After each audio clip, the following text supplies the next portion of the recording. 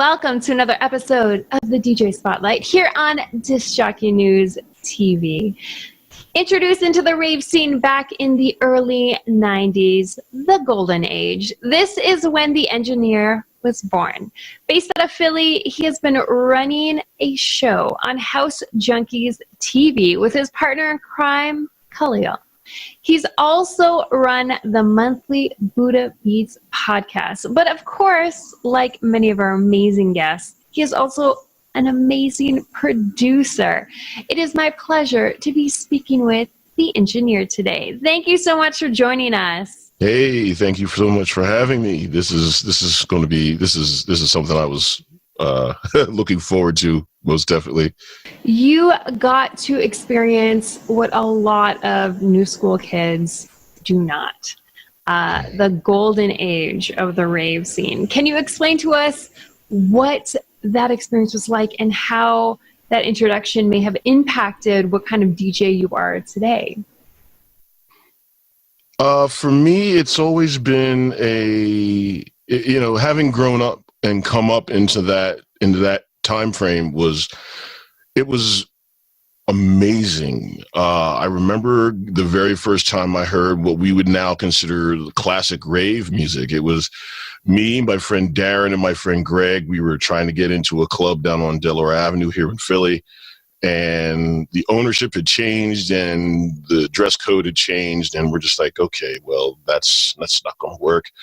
And Greg said, let's get out of here. I think I know someplace else we could go. We ended up at the Trocadero, which is a very, very well-known place in Philly, also known as the Troc for short. And we happened to go in there on a Friday night, and it was this amazing rave party. There was music that I had never heard before. And the big screen above the stage, because it was an old burlesque show theater at one point, as well as a movie theater. And it had these incredible visuals that were just like ripped from every commercial, anything, and all just stitched together, patchwork. Like, I love this. I was like, sensory overload was not even the word to come up with. It was just like, wow, this is intense. Now, my buddies were busy trying to figure out other things. I was busy dancing and sweating it up and having a great time. And what I get from that was it was this really huge unified effort. All of these people were here to just dance and have a good time and enjoy what the DJ was playing. And there wasn't any social media back then. There wasn't any of that. There wasn't anybody going, well, who's playing? Or how far did you travel to get here? It didn't matter. It's just like, come on, let's just get on the floor. There's all this incredible breakbeat trance playing or what have you. And it was just so good. It was so, so good. And the impact it had on me as a DJ now is the fact that a lot of what we had then is now considered old school, ancient. It's like, oh, you're the old guy that likes that. It's like, yeah, maybe.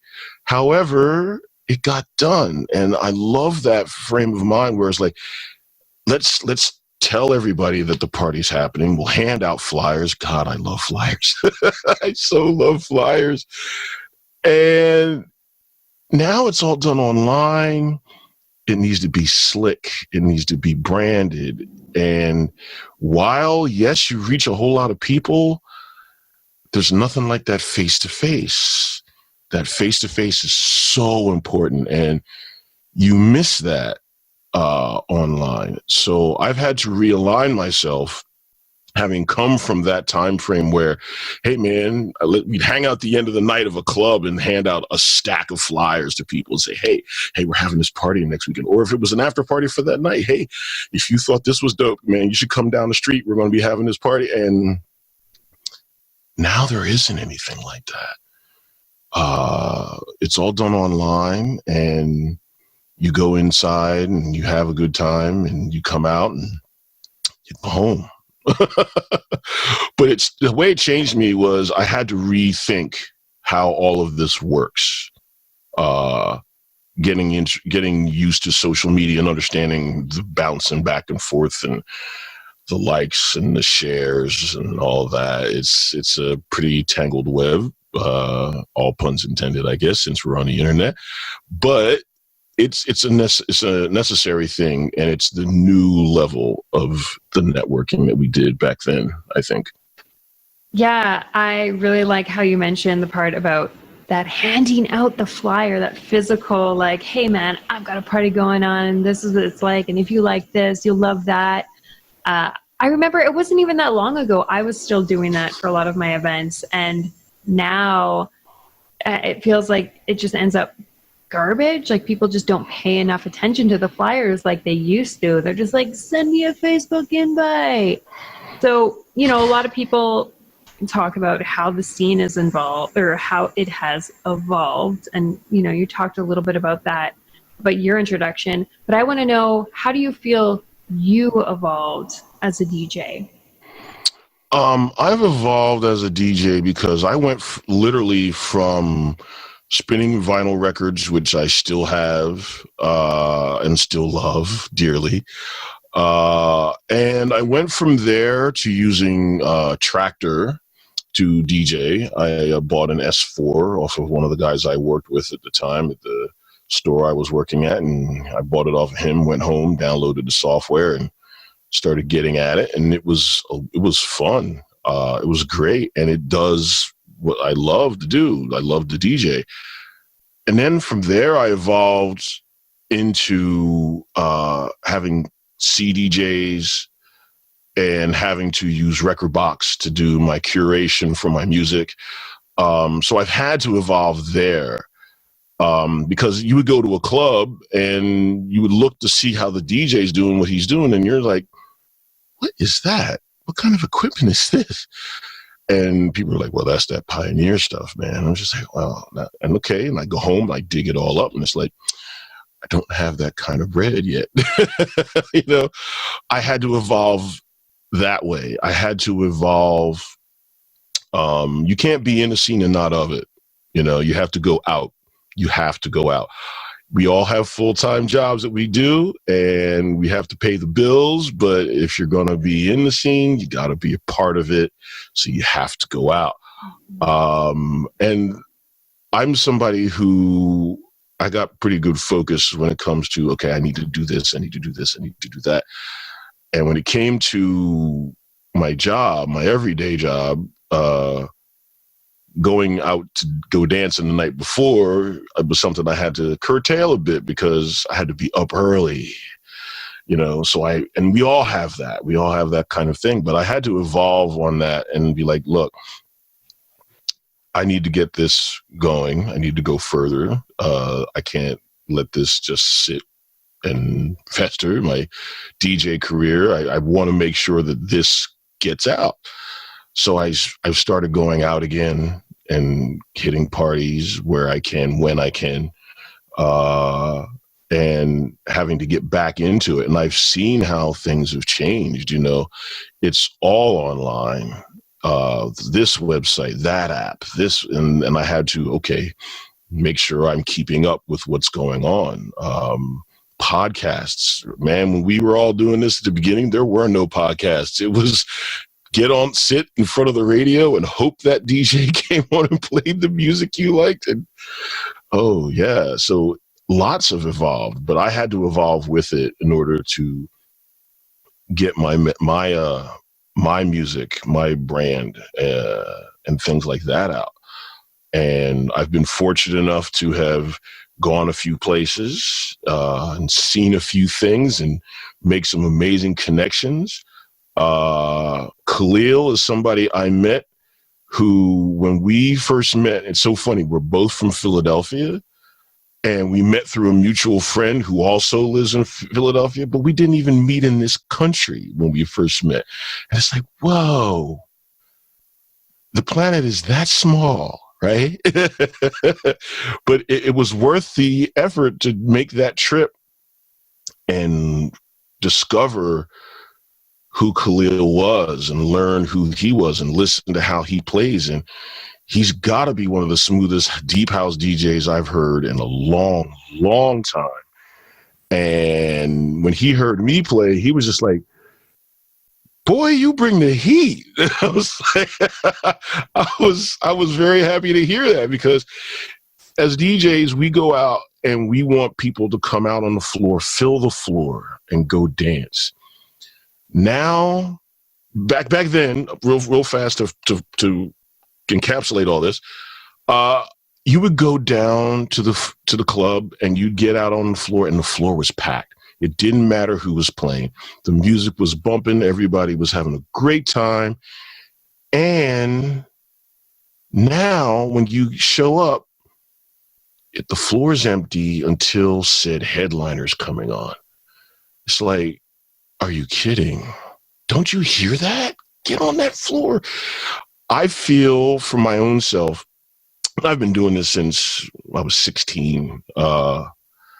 And I would go out on the floor. It didn't matter if there was anybody else on the floor. I would be first. I could care less. I was out on the floor. I made sure the DJ knew that somebody appreciated what he was doing, he or she, in that fashion, because there's quite a few female DJs that I know that are, oh, they bring it. They seriously bring it. And I was just like, okay, this is good. And the floor would start to fill up. And I was just like, okay, what was about that happened 5 minutes ago that you didn't get? So I had to be the icebreaker. So I said, okay, fine.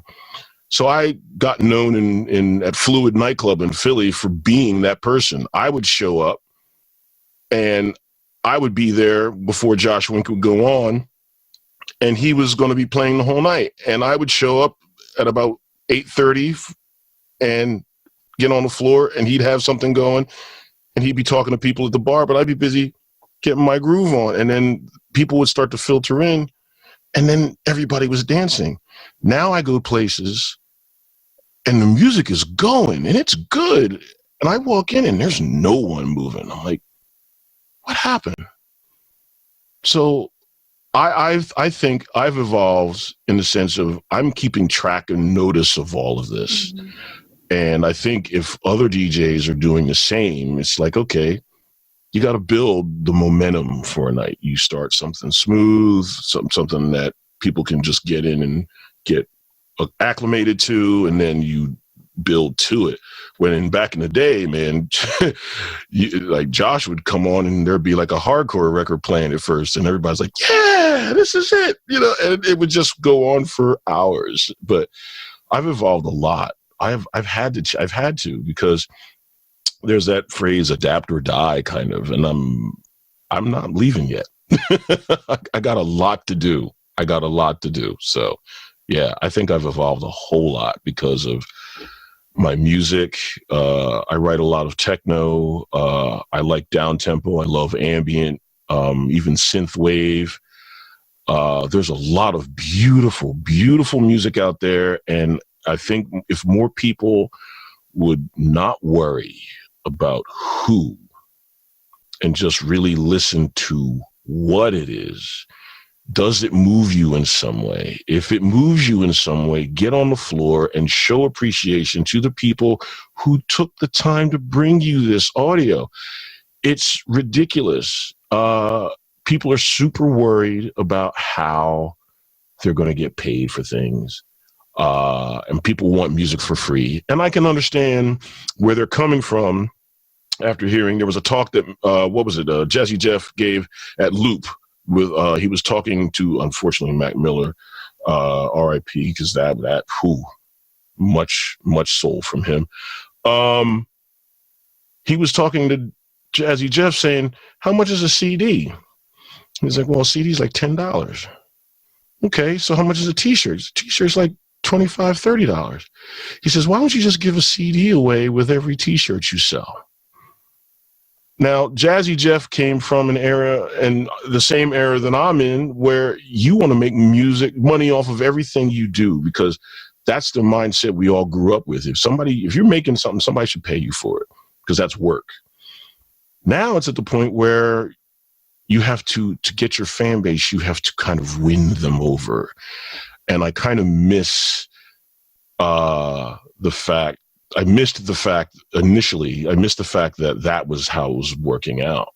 Now I've had to restructure some things and flip some things around. And now that's kind of how I have to take a look at it. And that's a big evolutionary step too, because if you're out here making music and you're just trying to get paid off of just your music, you got a long road ahead. You got to do a lot more than just make your music. There's a lot of other stuff that goes with that. I like that you mentioned that it isn't just performing. There's a lot of stuff that goes into it. And some of the things that you mentioned, you know, going from records to CDJs, going from like giving physical mixtapes to, you know, here's a link online, check out my stuff. Oh, and I love that you mentioned that you and Khaleel met in another country. That's actually something really relatable. One of the incredibly talented women here in Winnipeg, her name is Serotonin.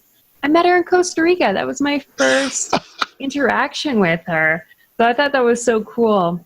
I want to talk about live streams, because this seems to be all the buzz nowadays, even with like Facebook and YouTube doing their copyright issues and muting things. What value do you feel these live streams bring for artists?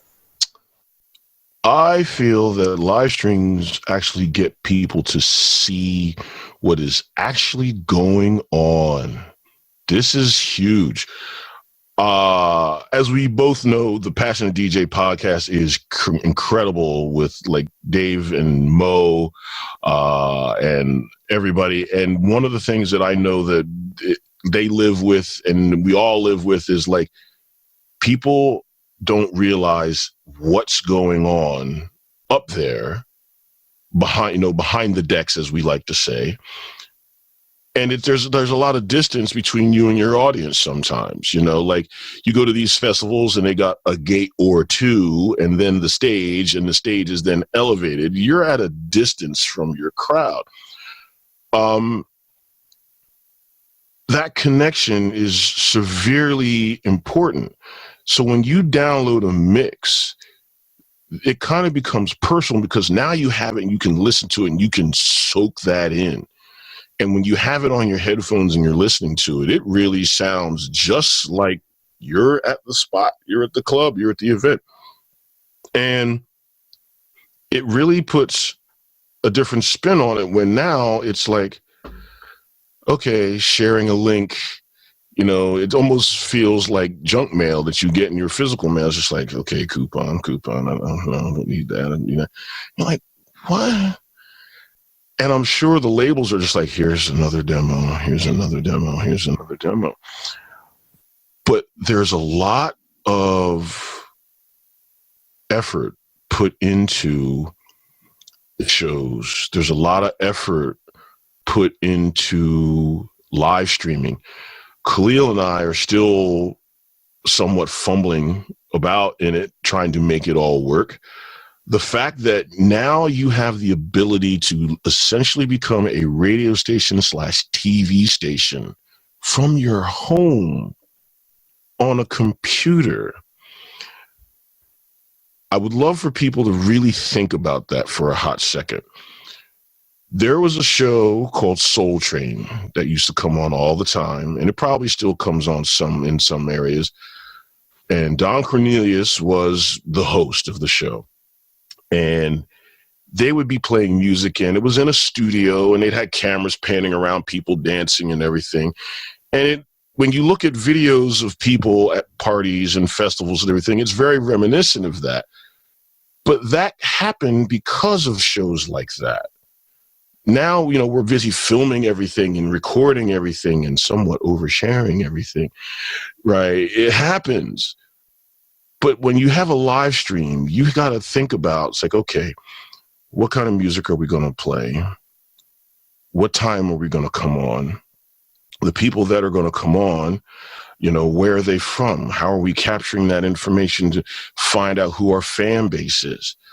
There's a very, very, very incredible book that I recommend everybody get, read, and own. There's even an audio book of it.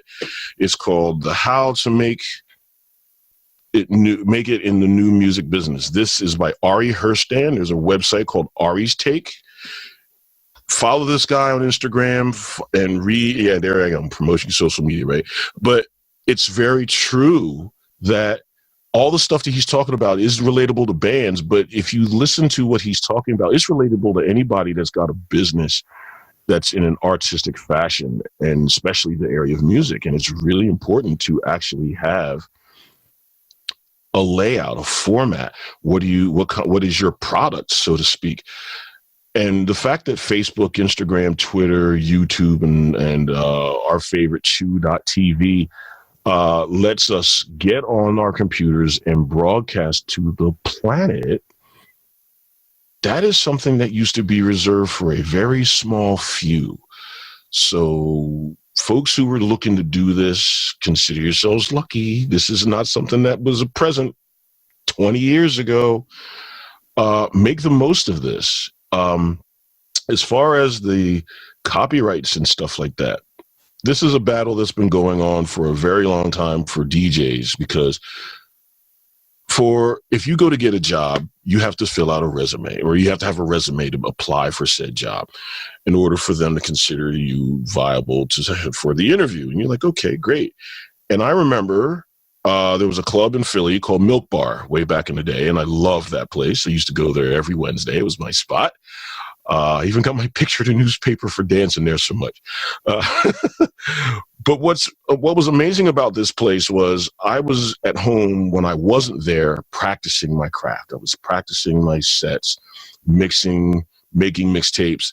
And anytime I could get over to Milk Bar to talk to Jim Lesser, who was the guy that was running the place, I was like, hey, Jim, man, I got this new tape. I want you to check it out. I would love to get a spot. And the fact that I constantly showed up there, which is key. You can't just show up and, hey, man, you know who I am? No, that's not going to work. You have to be there. You have to be a part of it. You got to let the owner know that you're helping him out in some way, shape, or form. I handed him a mixtape. He called me one day. He says, listen, I'm available next Tuesday afternoon. If you can come down, we can talk about it. I'm like, okay. So I went over and I got to talking with him, and he critiqued my tape right there in front of me. It was somewhat heartbreaking. However, I learned a lot from it. If nothing else, failure is part of doing anything. You're going to get your mixtape listened to. You're going to get people say, hey, it's okay. Or people that don't call you back or what have you. Just keep plugging away at it. And social media with live streams, this is a way you can do that. It's a mixtape that the planet can hear pretty quickly without you having to email blast everybody and making it look like a coupon in the mail. So it's a really important tool.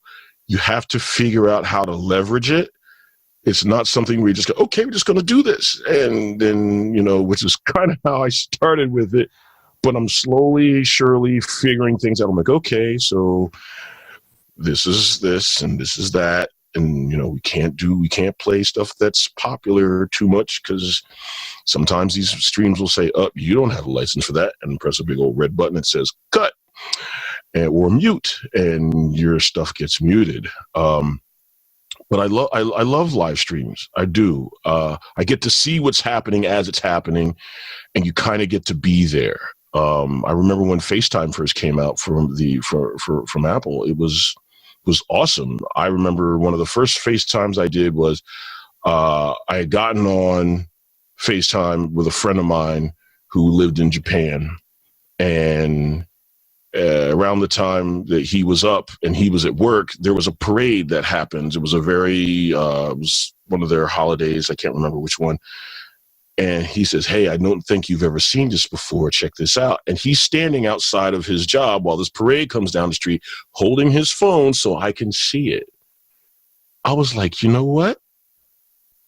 That was worth getting this phone for at the time. It was like, I got to experience something very cultural at a distance. The more live streams you see that are doing stuff like this, as well as just DJs and stuff, that's part of the culture, and it's going to evolve into this. The fact that we can buy time online but set up streams for free through Facebook or YouTube is huge. So if you get the chance to do it, do it. but think about what it is you're going to do. Get some, I mean, it's 2018. You got to have to brand yourself. You have to put something different out. You got to make sure that you stand out in some way, shape, or form. And it's not easily figurable. You got to figure that out as you go. And then once you figure it out, tighten the reins on it and work on it. I like what you mentioned before, that you jumped into it, maybe not when you knew what direction you were going, but that's really important because you started, and like you were saying about failure, like learning from that experience. So I'm so glad that you did that, though. You just jumped right into it. I remember when Facebook first started allowing you to like upload videos online, some like the way I recorded it, the quality of the sound was hilarious, but people loved it. They checked it out and they were so excited to hear the next video. It was pretty fantastic.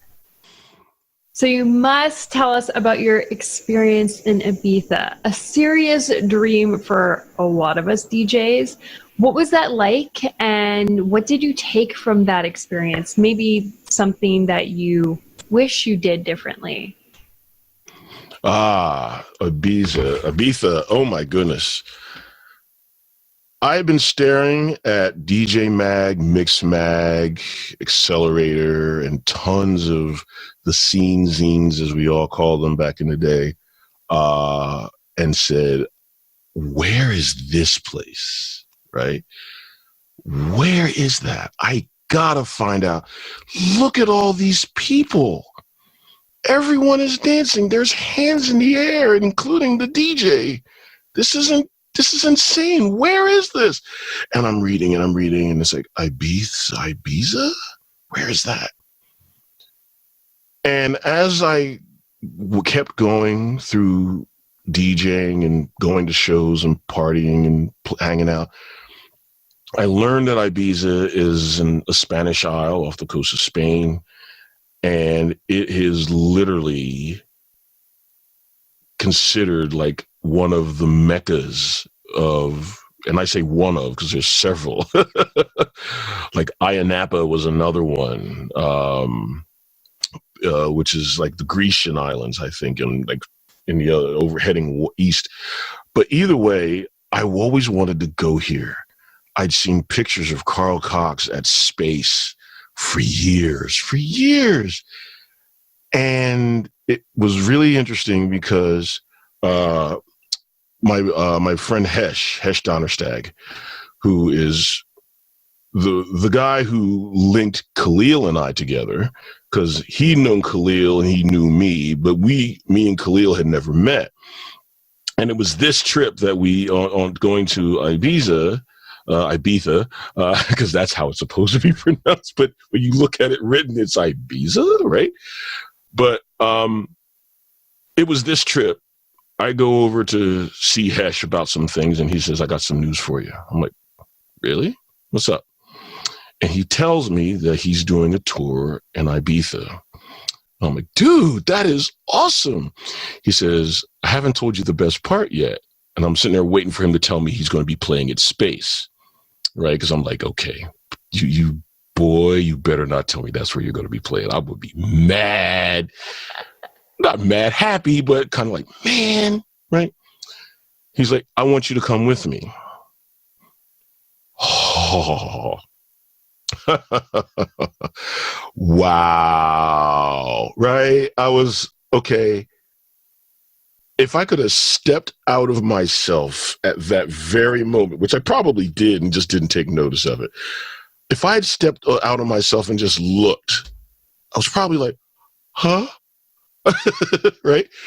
And he told me, he's like, no, there's going to be some other folks coming with. It's going to be you. It's going to be me. It's going to be Khaleel. And I'm just like, okay, you've mentioned this Khaleel guy to me quite a few times. He's like, that's right. You guys haven't met yet. I was just like, right. So the day comes and I hop on the plane and head on over there. And once I get there, once you get off the plane in Ibiza, all you see, and I really mean this, all you see are billboards and billboards saying who's playing and where.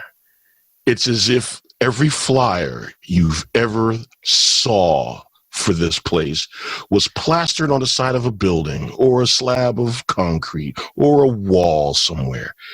There is nothing like this place. Carl Cox, if you listen to any of the interviews he gives talking about Ibiza, especially there is one on iTunes where you can get it off of Apple TV or even or I think you can even buy it online. There's a documentary with him and Martin Garrix called Where We Started. It is something that anybody who's a DJ or is interested in club life needs to see, because you get to see it from the younger person's perspective. Martin Garrix, somebody who's very young, but he's been thrust into this because of his own doing, his own work. And then somebody who's literally the veteran of a lot of this, Carl Cox, right? And they get to meet and they get to talk about this kind of stuff, but you get to meet all these other people. You get to hear about how in 2000, I think it was 2016, I think it was 16, Carl had been playing there for so long. And because ownership of the place was changing, it was the closing party and Carl was just like, no, man, that's it. I'm not going to do this anymore. This is changing. I'm going to be over someplace else now. Right. And that's where he was going to go. And like one of the opening scenes is Carl going into space, standing in the DJ booth, almost crying because his whole career, this was one of the key places in his whole career. I was in tears watching him stand there just like, oh dear, dude, I know what you're feeling. But that place changed me because it is a situation, it is an environment that there is a DJ every 5 feet, practically. There's the tourists, which we all are because we don't live there. However, the food there is amazing. The sunsets, there's songs written about it. Cafe Del Mar. You can stand at the edge of the island and watch the sun sink into the ocean. And it is it's one of the most magical sunsets I've ever seen. And one of the ones I got to play at.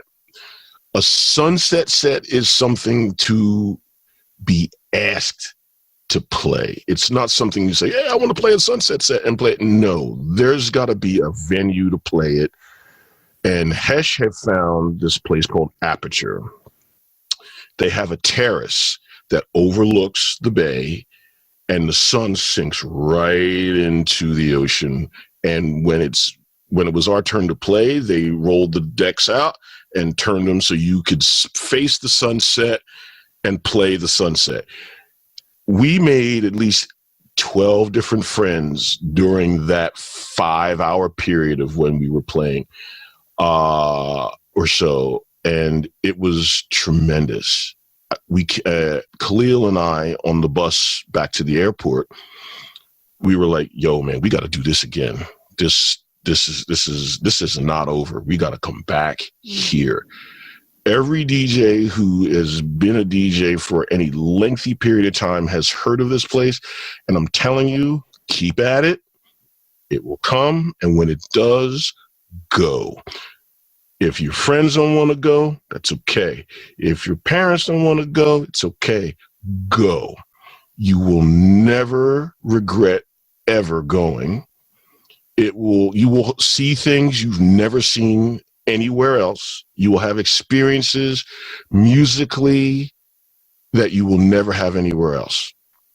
Completely amazing, transformative for me as a DJ, and I think transformative for anybody that, as a DJ. I've heard lots of people say, it's just a spot, and I'm just like, no. Your environment is correlated to your set. When you play a place like Ibiza, it really is. You will really rearrange your set. I know Khaleel did, I did, and I think Hesh may have rearranged a few things, but we definitely had like really rearranged our sets once we landed. And we're just like, would you look at this place? we were walking around and we heard like music coming from every direction. There are clubs that I've seen in magazines that I set foot in finally. Eden is huge. Oh my God, that place is huge. I saw some of the most amazing people and made some amazing friends and some connects there. And that is the place to do it. Talk to everyone, be friendly, and have a great time. You will have a good time if you just keep that open mind and say, yeah, I'm here from so-and-so. I loved your set. Talk to every DJ you can. Seriously, because, and Trip Turlington, love Trip. He says, rising tides lift all boats. Hell yeah. Gotta have that. And that place definitely did it for me.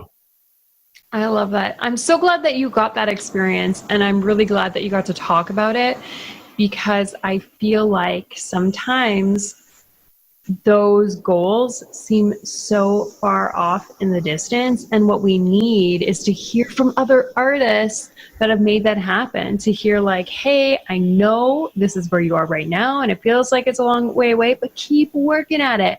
And I love that you're mentioning the importance of talking to people, being in that community. Earlier you were talking about even just being the start of the dance floor. As a DJ, when I see other DJs or friends come up and start dancing and build that dance floor, it means the world to me. Even if it's just that one to start, it can impact us so much. So yeah, keep talking, keep networking, be open for these experiences. Love it. Thank you so much for talking to us today. I really appreciate it, Brian. Thank you for having me. I've been wanting to do this. Definitely. Yeah, this has been a lot of fun. Yes, it has. And for the rest of you all watching, make sure you share in the comments anything that really stuck out to you about this interview. Maybe there was something that resonated with you. Maybe you have some questions for us to talk about in the next episode here on the DJ Spotlight. Until next time, don't let no one kill your vibe.